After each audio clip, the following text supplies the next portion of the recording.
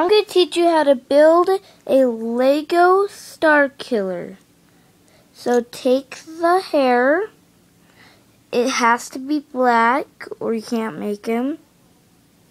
Then take this head and put the hair on the head like this. Then take the body and a red lightsaber and twist his hand and put his arm a little back. So put the head on the body so it looks like this. Then grab the legs. They have to be black like this.